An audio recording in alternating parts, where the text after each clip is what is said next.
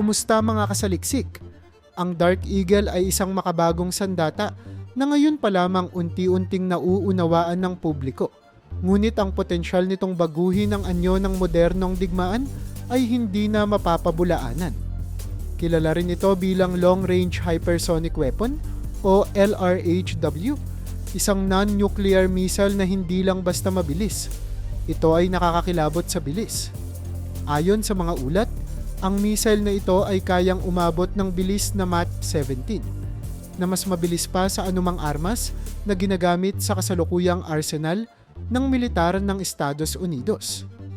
Para sa mas konkretong paghahambing, ang isang karaniwang 5.56 mm rifle bullet, ang karaniwang bala na ginagamit ng US at NATO, ay may bilis na 2.5 milya kada oras. Ang Dark Eagle ay halos 7 beses na mas mabilis dito. Isa itong teknolohiyang tila galing sa science fiction, ngunit ngayon ay bahagi na ng totoong mundo. Sa likod ng napakabilis na sandatang ito ay isang napakahusay na sistemang binubuo ng bawat battery. Hindi ito basta isang missile na inilulunsad mula sa isang platform lamang. Ang isang buong battery ng Dark Eagle ay may 4 na Transporter Erector Launchers o TELs. Ang bawat TEL ay may 2 namang missile canisters. Ibig sabihin, bawat battery ay maaaring magdala ng 8 missile sa kabuuan. Ang mga ito ay nakakabit sa isang partikular na na-modify na M98A4 tractor truck na may kasamang M870A4 semi-trailer. Maliban dito, may isang battery operation center na nagsisilbing utak ng operasyon. Dito kinokolekta, sinusuri, at ipinapasa ang mga impormasyon tungkol sa target. Mayroon ding support vehicle na tumutulong sa logistic at iba pang operasyong pangsuporta. Sa kabuuan, hindi lamang ito basta isang armas. Isa itong buong integrated system na may layuning maghatid ng walang kapantay na pinsala sa target na lugar. Kapag binigyan ng utos ang isang launcher upang maglunsad ng missile, magsisimula ang isang napakahalagang bahagi ng flight na tinatawag na boost phase. Sa panahong ito, umaandar ang unang stage ng rocket motor upang itulak ang missile paitaas sa isang altitude na naglalaro sa pagitan ng 100 hanggang 300 kilometro.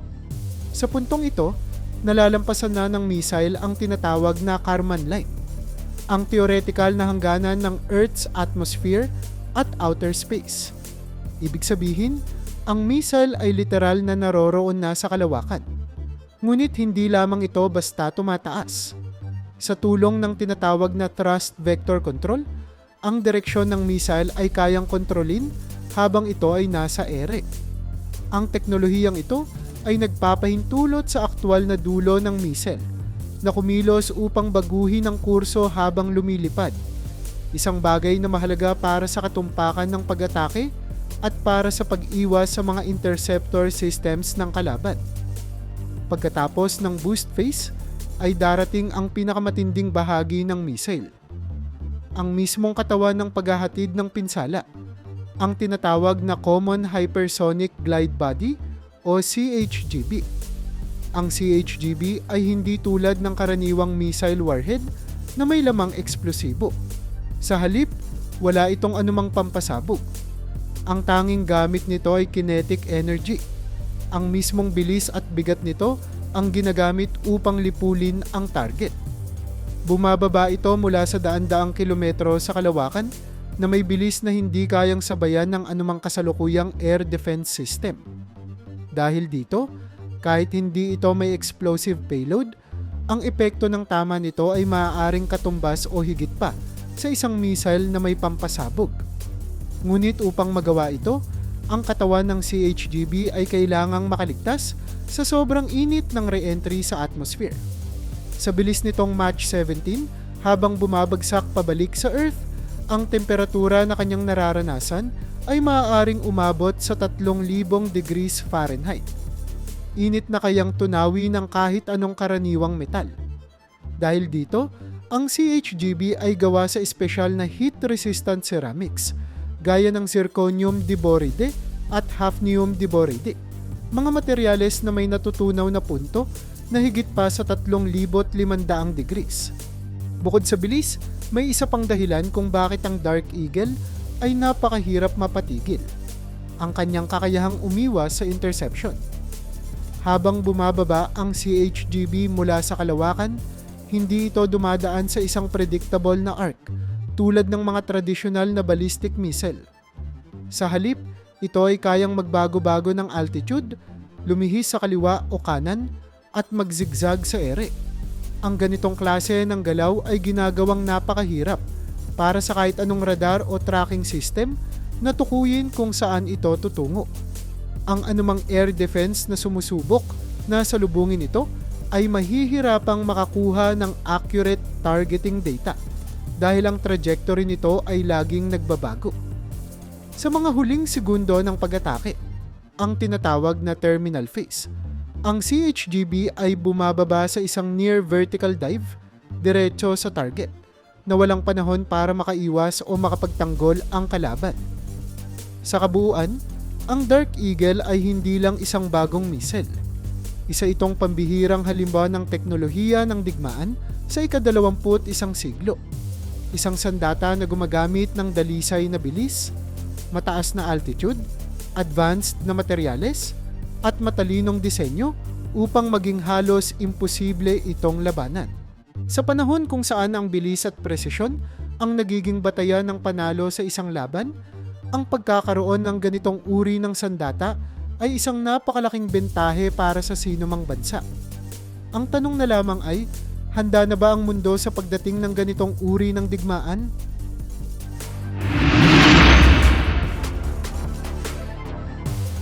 Sa mabilis na pag-usbong ng teknolohiya ng digmaan, lalong umiinit ang kompetisyon ng mga bansa sa larangan ng hypersonic weaponry.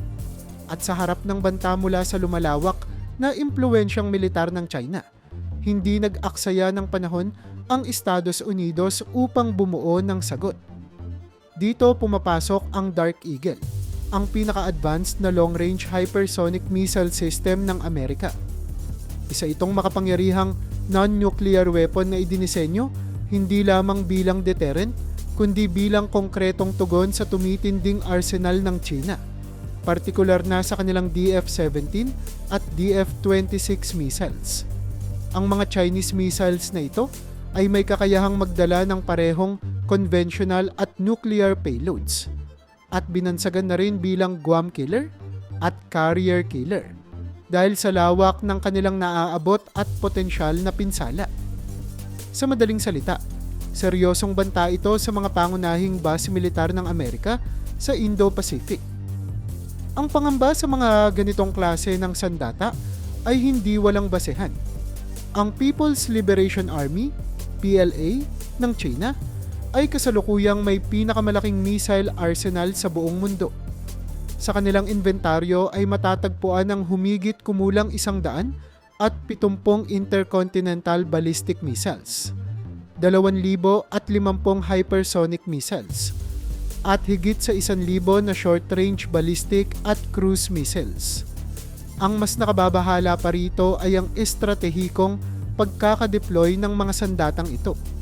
Karamihan sa mga ito ay nakaposisyon sa mga border at coastal regions ng China, mga lugar na may direktang access sa mga dagat na bahagi ng tinatawag na First Island Chain at Second Island Chain, kung saan naroroon ang mga alyado ng Amerika gaya ng Pilipinas at Japan. Hindi ito isinantabi ng Estados Unidos. Sa halip, pinabilis pa nila ang pagdevelop ng mga teknolohiyang kayang kontrahin ang naturang mga banta. Isa na rito ang Glide Phase Interceptor o GPI, isang espesyal na missile interceptor na idinisenyo para salubungin at sirain ng hypersonic glide vehicles habang nasa kanilang glide phase, ang bahagi ng flight kung kailan sila pinakamahirap hulihin. Ang GPI ay kasalukuyang dinedevelop sa ilalim ng pakikipagtulungan ng US Navy, Air Force at Missile Defense Agency. Bahagi rin ng depensibong hakbang ang paggamit ng mga Aegis-equipped ships na may kakayahang tumanggap ng real-time data mula sa mga satellite na nakatutok sa hypersonic launches. Ang mga satellite na ito ay tinatawag na hypersonic ballistic tracking sensors. Mga mata sa kalawakan na may kakayahang makita ang heat signature ng kahit pinakamabilis na missile. Kapag may na-detect na hypersonic launch mula sa China, agad itong ire-report sa Overhead Persistent Architecture o BOA ng US Missile Defense Agency. Dito pinoproseso ang impormasyon at ipinapasa sa mga firing unit sa dagat upang agad na makapagpadala ng countermeasure. Habang hindi pa perpekto ang sistemang ito, ang layunin ng US ay magkaroon ng multi-layered defense network mula sa kalawakan, karagatan hanggang lupa na kayang pigilan ng isang sabayang atake ng hypersonic weapons mula sa China. Gayunpaman, kinikilala pa rin ng mga defense experts na ang pinakamahusay na depensa ay isang mabilis at eksaktong counter-attack. At dito papasok ang papel ng Dark Eagle. Sa isang hypothetical na senaryo kung saan biglang umatake ang China sa Taiwan, isang bagay ang inaasahan ng US intelligence. Isang malawakang missile barrage na layuning sirain ng mga pangunahing air at naval bases ng Amerika sa rehiyon. Ito ang unang hakbang na maaaring gamitin ng PLA upang gawing bulag at pilay ang puwersa ng Amerika bago pa man makapaglunsad ng sagot o reinforcement. Kapag nangyari ito, ang paggamit ng Dark Eagle ay maaaring maging game changer. Dahil sa bilis nitong higit pa sa Mach 17, maaari itong gamitin upang unahan ang paglipad ng Chinese missiles. Sa madaling sabi, bago pa man makalipad ang mga ito, posibleng matagpuan na ng Dark Eagle ang kanilang mga pinanggalingang base at sirain ito. Isang counter-strike na kayang baligtarin ang inaasahang resulta ng digmaan. Bukod sa teknikal na kahusayan ng missile system, may estratehikong plano na rin ng Amerika kung saan ito ilalagay upang masigurong handa silang tumugon sa anumang banta sa Taiwan Strait. Isa sa mga naunang inanunsyo ay ang pagtatayo ng unang operational Dark Eagle battery sa isla ng Guam, isang critical na lokasyon sa karagatan ng Pasipiko. Ang Guam ay isang pangunahing base ng US Navy at Air Force, kaya't ang pagkakaroon ng hypersonic missile system dito ay lalong magpapatibay sa depensang pang-Pasipiko ng Amerika. Ngunit hindi lang dito natatapos ang plano. Lumabas rin sa ilang ulat na mayroong negosasyon sa pagitan ng Estados Unidos at Japan upang mailagay ang ilang Dark Eagle missiles sa Caneda Air Base sa Okinawa, isang isla na mas malapit pa sa mainland China. Ang lokasyong ito ay napakahalaga sapagkat sa oras ng kaguluhan, makakakilos agad ang mga misil nang hindi na kailangang tumawid ng napakalayong distansya.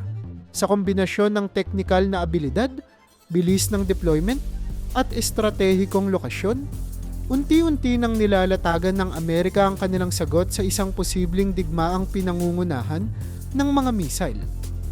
Bagamat walang may gustong humantong sa direktang labanan ang dalawang pinakamakapangyarihang bansa sa mundo, hindi rin maikakaila na ang paghahanda ay bahagi ng pag-iwas sa sakuna. At sa bawat araw na lumilipas, tila lalo pang nagiging sentro ng seguridad sa rehiyong Indo-Pacific ang Dark Eagle. Isang sandatang hindi lang idinisenyo para umatake, kundi upang patunayan na ang teknolohiya ng Amerika ay nananatiling isang puwersang hindi basta-basta matitinag. Habang patuloy ang Estados Unidos sa pagpapatibay ng kanilang depensang estratehiya sa Indo-Pacific, hindi rin nila tinatantanan ang pagpapalakas ng kanilang aktwal na kapasidad na makapaglunsad ng matinding opensiba kung kinakailangan.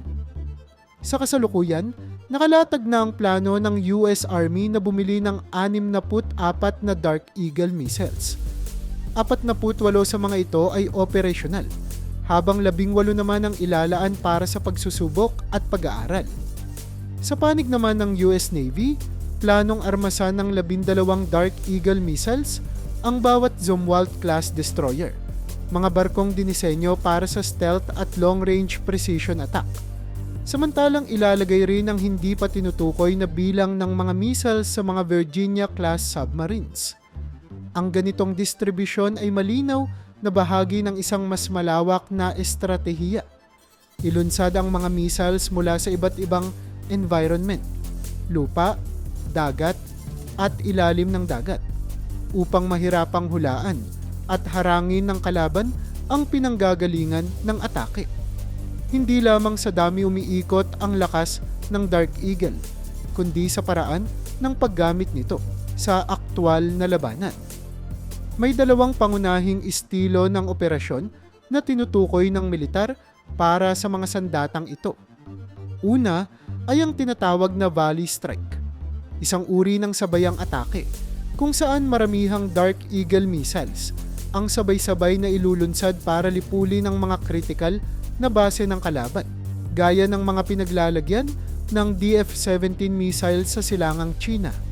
Sa pamamagitan ng sabayang pag-atake, binabawasan ang posibilidad na makaiwas ang kalaban o maipagtanggol ang sarili. Ang ikalawang paraan ay ang precision strike, na nakatuon naman sa tiyak at mataas na value ng mga target. Halimbawa, ang mga command at control centers sa Beijing.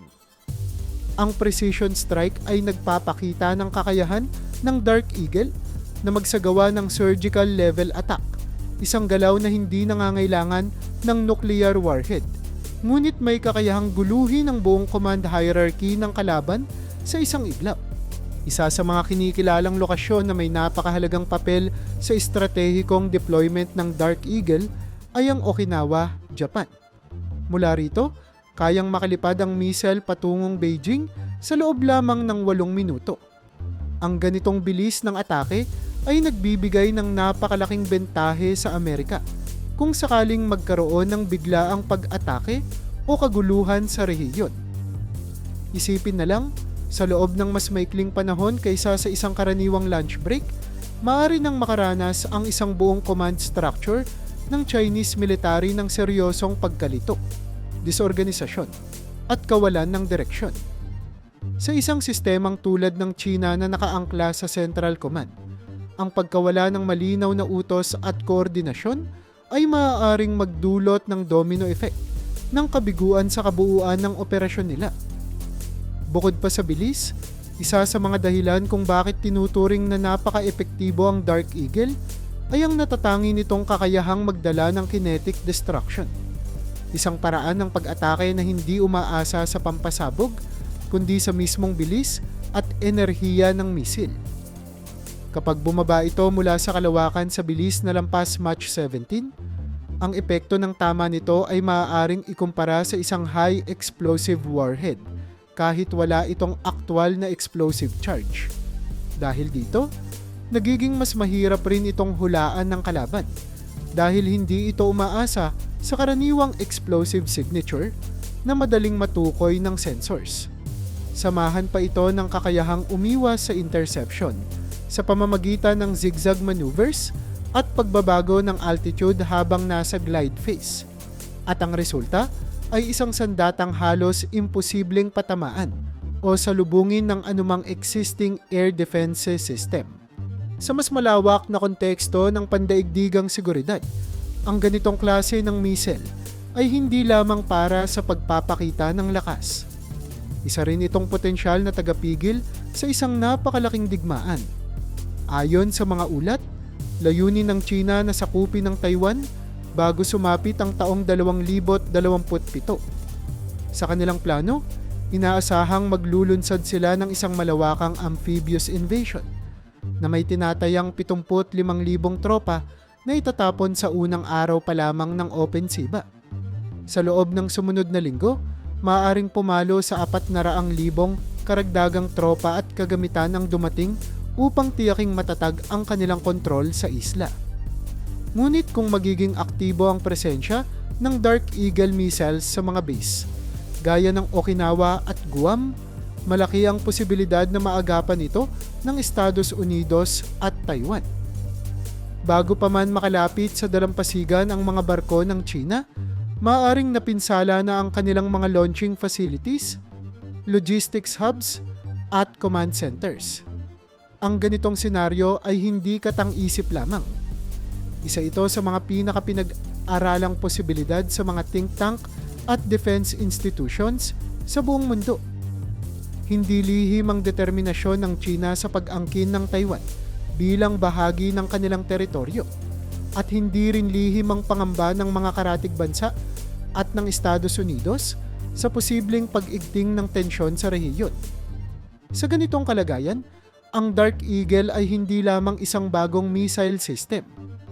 Isa itong pahayag, isang malinaw na mensahe na sa harap ng banta, handa ang Amerika hindi lamang dumepensa kundi agapan at supili ng panganib bago pa man ito ganap na lumaganap. Sa modernong panahon ng digmaan, kung saan ang bilis, kawastuhan, at preempsyon ng pangunahing batayan ng tagumpay, malinaw na ang Dark Eagle ay isa sa mga pinakamatinding sandatang kailanman ay nilikha ng makabagong teknolohiya.